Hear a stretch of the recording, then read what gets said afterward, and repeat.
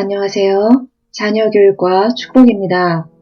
델마르에 들어서니 저 멀리 바다가 보이기 시작합니다. 파란 바다가 하늘처럼 보입니다. 하늘과 바다 맞닿은 곳을 보며 가고 있으니 온 마음 가득 태평양이 채워지는 것 같습니다. 델마르는 캘리포니아주 샌디에고 군에 속한 태평양 연안 도시입니다. 이곳은 서핑 지역으로도 유명하며 날이 저무는 이 시간까지도 아직 서핑을 즐기는 사람들이 많습니다. 델마르 해안길을 따라 산책을 하면서 바다를 바라보니 지난 일들이 생각났습니다. 그리고 훗날 이 순간은 어떤 모습으로 회상이 될까 하는 생각이 들었습니다. 델마르 석양빛 아래서 두 가지의 작품이 떠올랐습니다. 첫 번째는 피아니스트 임윤찬의 리스트 초절기교 연습곡 연주 중에서 회상, 또 하나는 프랑스 작가 마르셀 프루스트의 소설 잃어버린 시간을 찾아서입니다. 프랑스 작가 마르셀 프루스트의 대작 잃어버린 시간을 찾아서는 소설 제목이 암시하는 바 그대로 작품 속 화자, 즉 작가의 의식 저 밖에 버려졌던 기억에 대해 회상해가는 이야기입니다. 화자는 독자를 자신의 지난 세월에 대해 회상해가는 여정으로 안내하고 있는데 어느새 독자도 그 여정에 깊이 참여하게 됩니다.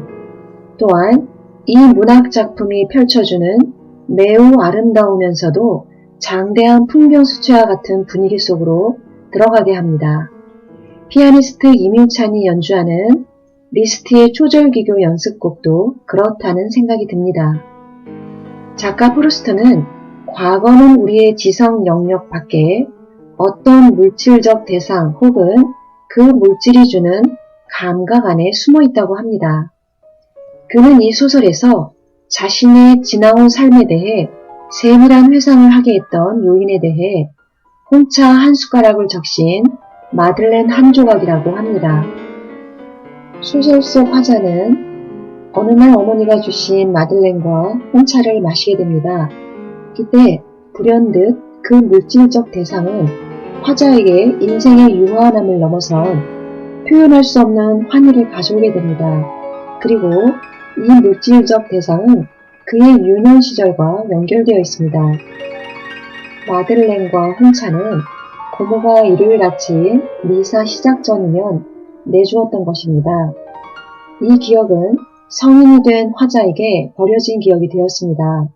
그러나 마들렌과 홍차의 감각, 냄새와 맛만은 연약하게, 뿌리 깊게, 무형으로 집요하게, 오랫동안 변함없이 혼처럼 남아있어서 다른 온갖 것의 폐허 위에다 추억의 거대한 건축을 불러일으키며 거의 느껴지지 않는 냄새와 맛의 이슬 위에 꿋꿋이 버티며 숨어 있습니다. 프루스트는 감각적 경험들을 통해 순간 속에서 불변하는 시간과 존재의 영원성을 온몸으로 체험하는 이야기를 이 소설에서 그리고 있습니다. 독자들은 이 작품이 모두 7부로 이루어진 대하소설이라는 사실에서보다 첫 장을 읽어내려가기 시작하면서부터 각 문장 안에서 자칫 길을 잃어버리게 된다는 사실에 당혹스러울 수 있습니다. 문장들마다 그 길이가 상당합니다. 한 페이지에 달하는 문장도 있습니다. 그 문장 전체를 대표하는 주어와 동사가 어디 있는지 정신을 차리고 읽지 않는다면 헷갈릴 수 있습니다. 그런데 문장 안에서 길을 잃어버리는 이유가 단순히 그 문장의 길이 때문이라고 할 수 없습니다. 문장을 구성하고 있는 어휘 하나하나가 그리고 어휘를 중심으로 구축되어 있는 구문 하나하나가 독자를 매료시키기 때문입니다. 독자들은 어휘와 구문이 발현하는 아름다움에 빠져들면서 서서히 그 세계에 잠기게 되어버립니다. 몽환적 꿈을 꾸듯이요. 프루스트는 형체를 가진 건 무엇이든 자신의 찻잔 안에서 나왔다고 소설에서 고백합니다. 작가 프루스트는 자신의 찻잔으로 독자를 초대해 자신의 회상의 여정으로 꿈꾸듯 섬세하게 안내합니다. 마음을 사로잡고 있는 모든 것, 의식 속에 비춰지는 이미지, 경험, 삶의 전반이 이 소설에서 치밀하게 묘사되어 있습니다. 천천히 집중해서 또 반복해서 읽다 보면 어휘, 구문, 문장이 주는 섬세함을 감상할 수 있습니다. 리스트의 초절기교 연습곡도 그렇게 반복해서 들으면 들을수록 그렇다는 생각이 듭니다. 델마르의 노을은 프루스트가 소설에서 독자를 매혹시키듯 산책하는 사람들의 마음을 사로잡았습니다. 피아니스트 임윤찬의 리스트 초절기교 회상이 델마르의 고요한 노을과 프루스트의 소설 잃어버린 시간을 찾아서와 절묘하게 어울린다는 생각을 하며 이 풍경을 바라봅니다. 델마르에 도착해서 석양 아래에 있는 바다를 바라보고 있으니 지난 세월들이 스쳐 지나갔습니다. 그리고 이 순간을 다시 똑같이 경험할 수 있을까?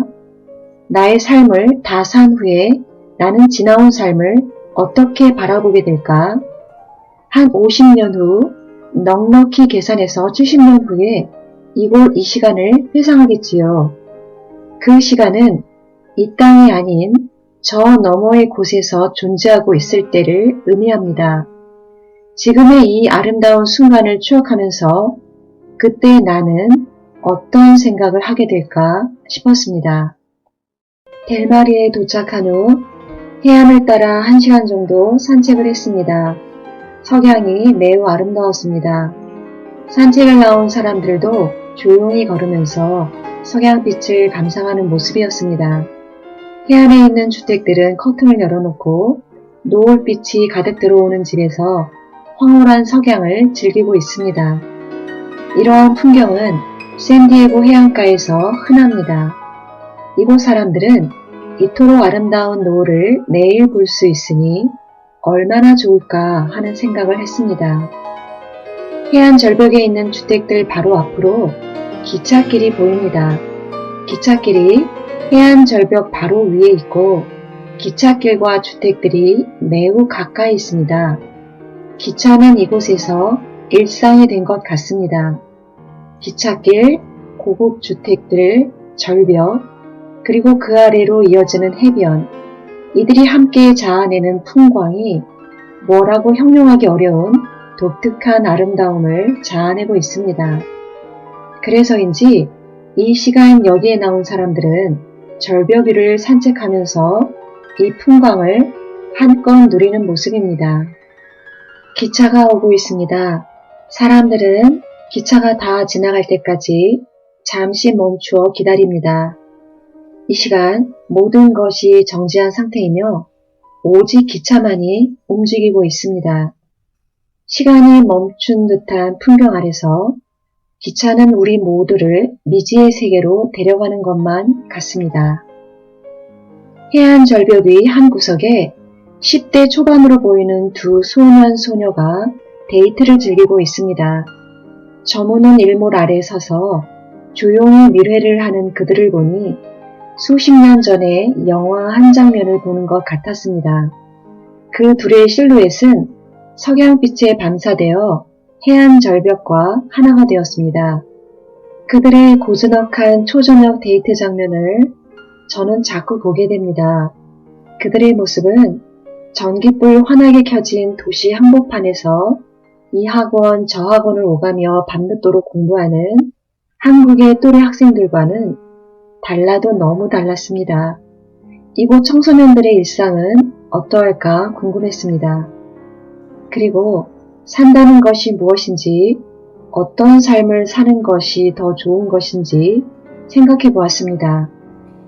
델마르에서 찍은 사진과 영상을 보면 볼수록 이 순간이 소중하게 느껴집니다. 아이와 함께 했기 때문에 더욱더 그곳 그 시간이 그립습니다. 우리 모두는 영원하지 않은 이 시간 속에서 순간순간 영원한 시간을 살아가면 좋겠습니다. 그리고 삶의 모든 순간이 아름다운 기억으로 남았으면 좋겠습니다.